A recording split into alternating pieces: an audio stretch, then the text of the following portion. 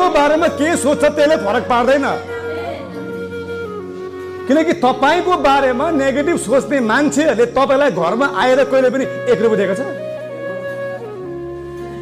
तपाईले उसको खानु भएको छ? अनि के टेन्सन हो? मलाई उसले मन पराएन, मलाई उसले सोचेन, मलाई उसले हेरेन। उसले हेर्यो कि हेरेन, उसले मन परायो कि पराएन, उसले मलाई माया गर्यो कि गरेन, तर मैले चाहिँ मलाई माया गर्नुपर्छ, मैले मलाई वास्ता गर्नुपर्छ, मैले मलाई नै सम्हाल्नुपर्छ।